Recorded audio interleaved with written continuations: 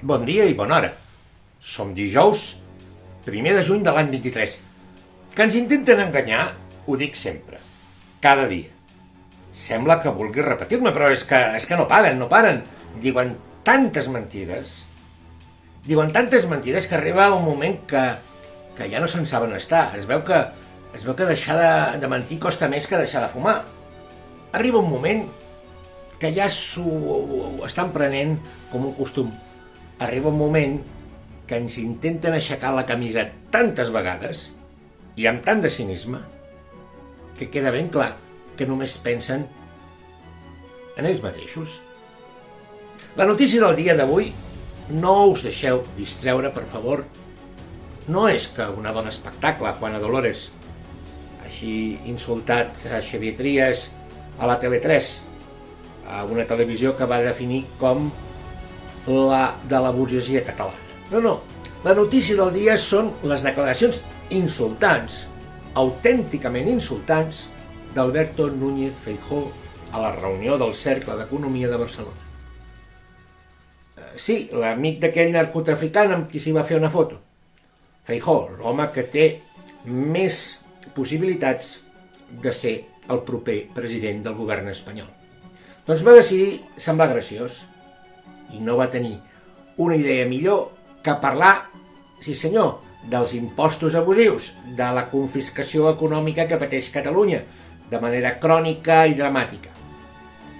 Va parlar del robatori als catalans. I Núñez Feijóo va assegurar que els catalans som els més esplèndids a l'hora de pagar, a l'hora de rascar-nos la butxaca.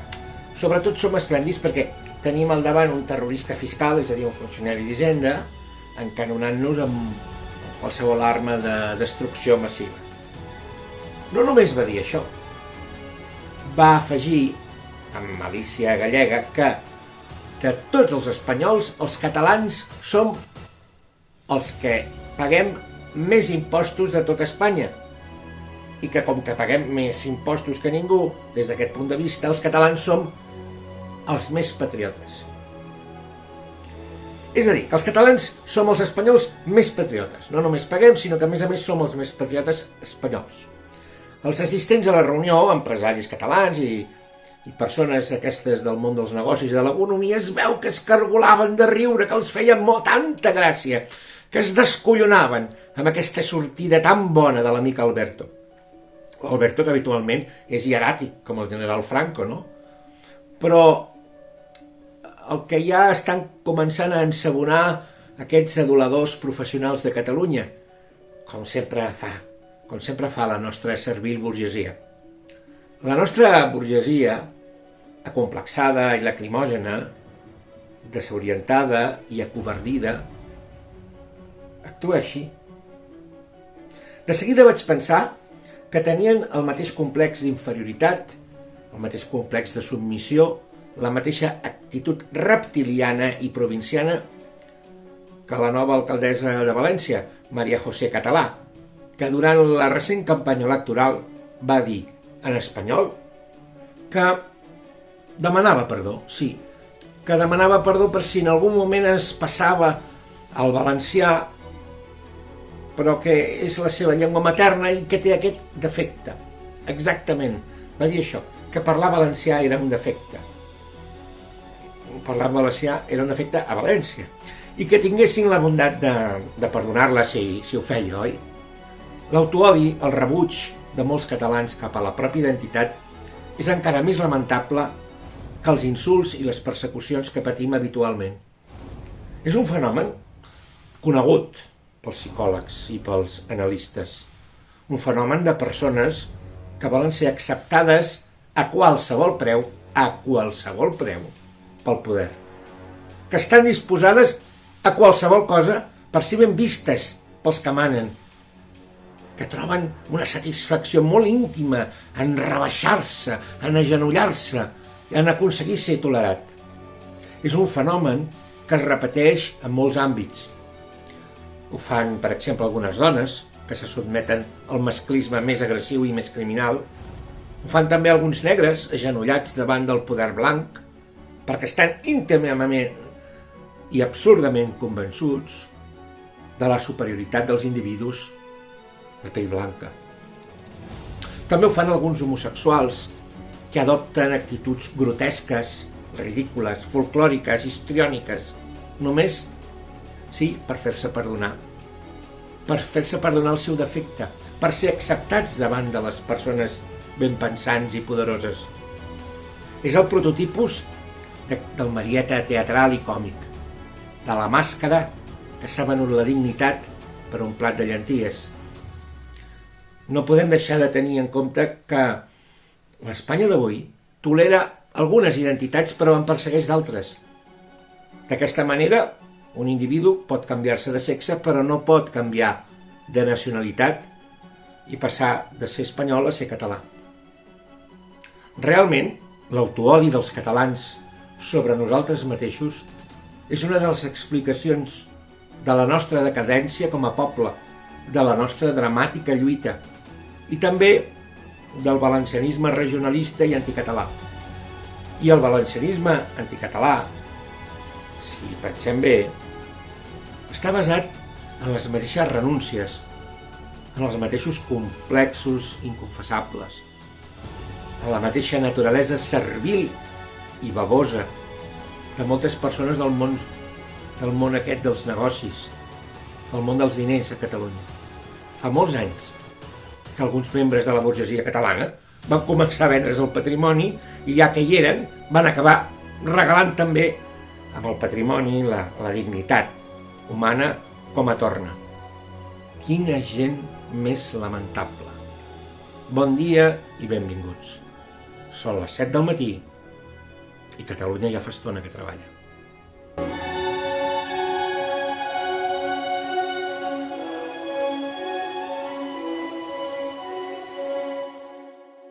En primer lugar, pediros disculpas por si en algún momento me paso al valenciano, pero es mi lengua materna y tengo ese defecto.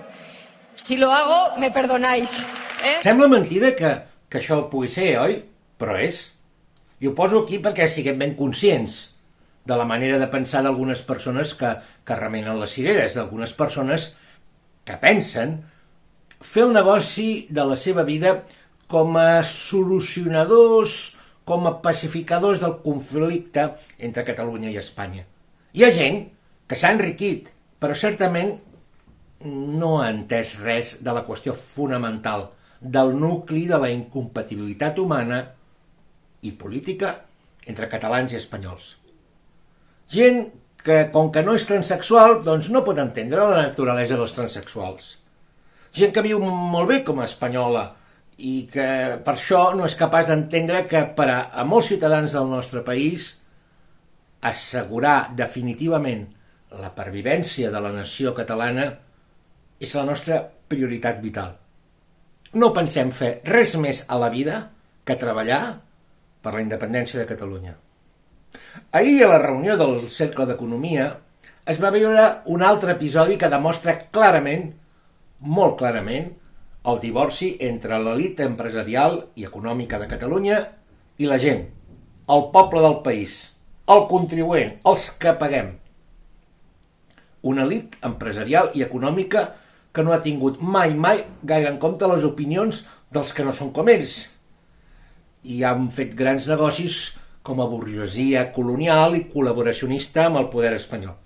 Una burgesia que es pensava que amb la compra, amb el suborn de la plana major d'Esquerra i de Junts, amb el repartiment generós del pinso per als mitjans de comunicació, que amb tot això s'aconseguiria la pacificació de Catalunya. Doncs les darreres eleccions han demostrat que aquesta burgesia s'equivoca. S'equivoca i llaparà.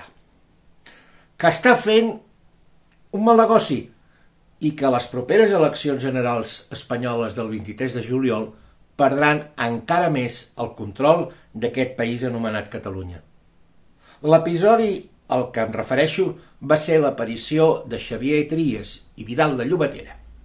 Es veu que Trias va ser aclamat i reverenciat, mentre que un home tan inofensiu i prescindible com Pedro Aragonès va ser rebut en fredor. El Cercle d'Economia celebra les bromes humiliants de Feijóo, aplaudeix Trias, però se sent incòmode amb algú amb tan poca entitat com Aragonès. Aquest és el mapa. Aquest és el drama que s'està preparant de cara a les eleccions de juliol. Per als assistents i socis del Cercle d'Economia, la victòria electoral de Trias, que va aconseguir només 11 regidors de 41, la van celebrar com si fos una victòria pròpia. La Vanguardia explica que va ser rebut com un heroi, que es va crear fins i tot un passadís humà molt llarg que va evitar durant temps que el pobre Trias pogués asseure's al seu seient de patrici barceloní. Es veu que li van aconsellar que faci valer amb rotunditat la seva condició de primera força votada i que estan esperant un canvi radical de la política municipal a Barcelona, que estan comptant amb ell. Des del Nacional, per la seva banda, José Antic parlava en termes moralistes sobre el que cal fer per defensar el que és el seu candidat, el candidat de la Convergència de tota la vida i del PP, per al que treballa José Antic, que ara és un moralista. La política té aquestes coses tan divertides, sí, i són molt més divertides que la mala educació de Juana Dolores, on anem a parar. Els socis del Cercle d'Economia i molta altra gent del món dels negocis continua insistint,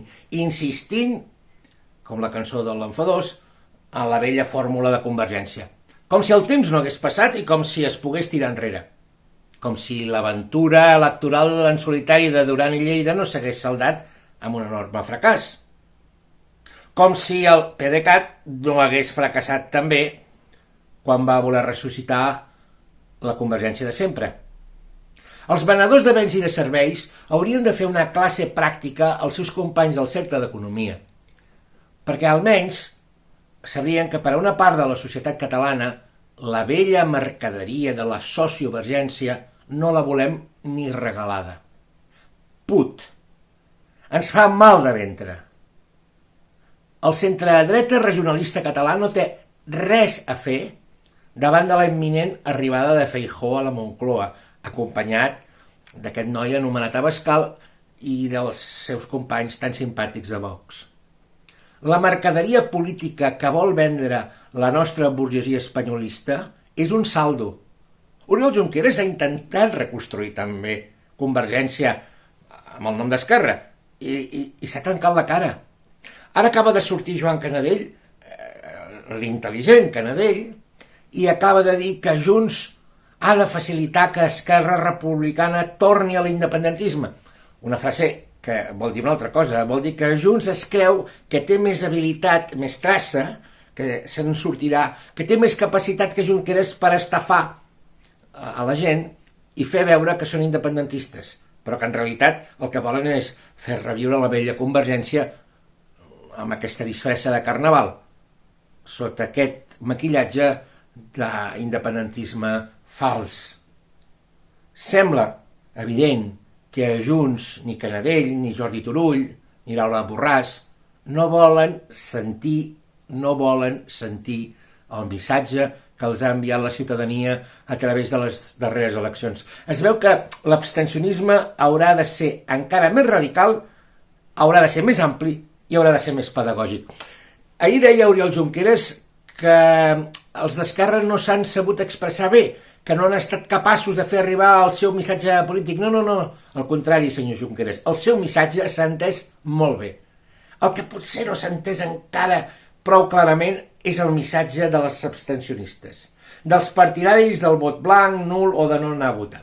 El proper 23 de juliol, quan sonin tots els tambors de guerra, quan intenteu fer-nos anar a votar una altra vegada l'enèsima reencarnació de sociovergència, els votants independentistes us diran encara més clarament que no us pensem tornar a votar, que marxeu d'una vegada, o que es presenteu per un partit polític regionalista, d'aquests que demanen perdó per parlar català. Allà podreu continuar la vostra brillant carrera política. En fi, demà continuarem parlant-ne. Moltes gràcies pel vostre ajut. Per favor, subscriviu-vos a l'aixeta perquè aquest programa no sabem si durarà gaires dies més, sincerament. ho adverteixo. Deixeu-nos comentaris escrits aquí sota del vídeo per saber la vostra opinió. Moltes gràcies, us he informat en canal obert, enfrontat als nostres partits polítics actuals i convençut del futur de Catalunya. Disconforme, incòmode, malcontent, l'os de la música.